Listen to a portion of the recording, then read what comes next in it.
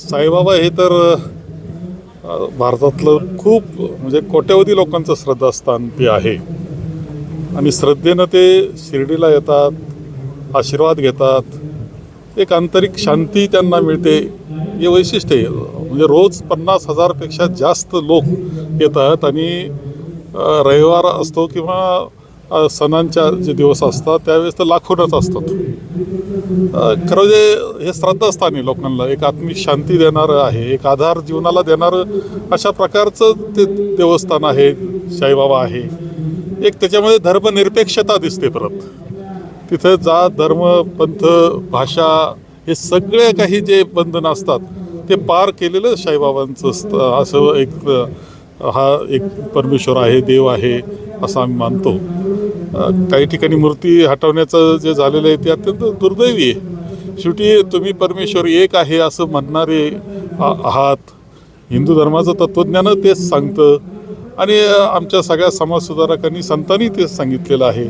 असं असताना अशी कृती करणं म्हणजे पुन्हा एकदा अतिरेक, धर्माचा अतिरेक किंवा चातुर्वर्ण्याक जे नेण्याचे प्रकार आता सध्या चाललेले आहेत, मनुस्मृतिक जाण्याचा जो प्रकार चाललेला आहे त्याचा तो भाग मला वाटतो. कारण सर्वांना, सर्व जाती धर्मांना जे मानणारं असं साईबाबाचं स्थान आहे, ते साईबाबाला मूर्ती हटवणं हे अत्यंत दुर्दैवी आहे आपल्या भारतामध्ये. साईबाबांनी सर्व धर्म समभावाची शिकवण दिली. खरं तर त्यांनी आपला धर्म कधी सांगितला नाही. मात्र आता जे कोणी हे मूर्त्या काढतायत ते असं म्हणतात की साईबाबा मुस्लिम होते, त्यांची पूजा आपण करू शकत नाही.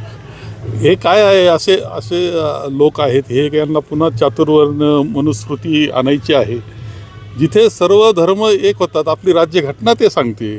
सर्व जात, धर्म, पंथ विसरून लोक येत आहेत. तिथं तर उलटं प्रोत्साहन दिलं पाहिजे आणि आपण सगळ्यांनी दिलं पाहिजे. आपल्या राज्यघटना ज्या पद्धतीनं मांडते त्या पद्धतीचा हा देव आहे हे म्हणलं तरी वावगं ठरत नाही. हिंदुत्व जे म्हणतात की आम्ही हिंदुत्व सांभाळतो, अशा भाजपचं सरकार उत्तर प्रदेशात आहे, महाराष्ट्रात सुद्धा सरकार आहे. मात्र असं आहे की हे हिंदू असणं वेगळं आणि हिंदुवादी असणं, हिंदुत्ववादी असणं वेगळं, अशी व्याख्या वेगळी होत आहे. आता पुन्हा चातुर्वर्ण्याकडं देशाला न्यायचं आहे, अंधार युगाकडं पुन्हा देशाला न्यायचं आहे, असे प्रयत्न ह्या लोकांचे चाललेले आहे. त्याचा हा एक भाग आहे. महाविकास आघाडीच्या चर्चेच्या अनेक आता फेरीत झालेल्या आहेत जागा वाटपासंदर्भामध्ये. अंतिम निर्णय कधी होतोय आणि आम्ही पुन्हा असणार? पुढील आठवड्यामध्ये पुन्हा आम्ही बसतो आहोत. 2-3 दिवसाच्या बैठका आम्ही करतो आहोत. तर जास्तीत जास्त निर्णय त्या बैठकांमध्ये होऊन जातील. जे काही थोडंफार राहील ते नंतर होईल. आज आदिवासी मेळावा आज आपण या ठिकाणी घेत आहे. दुसरीकडे आपण जर बघितलं तर धनगर बांधवांची राज्यभर आंदोलनं सुरू आहे. मागणी आहे की आदिवासींमध्ये सहभाग केला जावा. काँग्रेसची त्या संदर्भात काय भूमिका असणार? नाही, असं नाही का, आम्ही त्या बाबतीतलं आमच्या भूमिका आम्ही वेळोवेळी त्यावेळेस स्पष्ट केलेल्या आहेत. आता हे लोक काय आश्वासनं देत आहेत हे काय आम्हाला माहीत नाही. आता जे सरकार आहे ते सरकार त्यांचं आश्वासन देतं आहे, त्यामुळं आम्हाला त्या चर्चा आम्हाला माहीत नसल्यामुळं आम्ही काही बोलणं योग्य होणार नाही.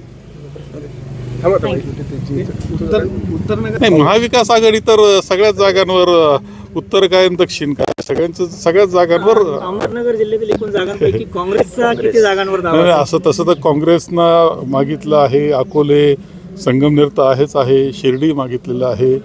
त्याच व्यतिरिक्त आमचं श्रीरामपूर आहे, श्रीगोंदा आहे, आमच्याकडं नगर आहे. या सगळ्या गोष्टी आम्ही मागतो आहोत.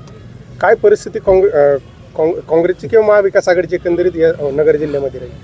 नगर जिल्ह्यात खूपच यशस्वी राहू आम्ही. आपल्या लक्षात येईल की 12 जागा म्हणजे काही होऊ शकतं. ज्यावेळेस आमच्या राज्यात 180पेक्षा जास्त जागा येण्याची परिस्थिती आहे त्यावेळेस तुम्ही नगरचा विचार केला पाहिजे. नगर तर चांगलंच राहील. शिर्डीवाले म्हणतात की आम्ही संगमनेरातून लढू, मात्र त्यांची शिर्डीची जागा येईल. आपण तर स्वागत केलं ना. ते येत असतील तर स्वागत आहे असंच सांगितलंय. आणि मीच नाही, संगमेर तालुक्यातली सगळी जनता त्यांचं स्वागत करायला तयार आहे.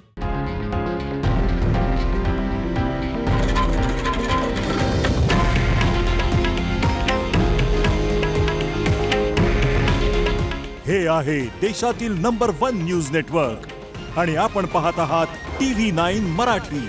काळजी तुमची, हित महाराष्ट्राचं.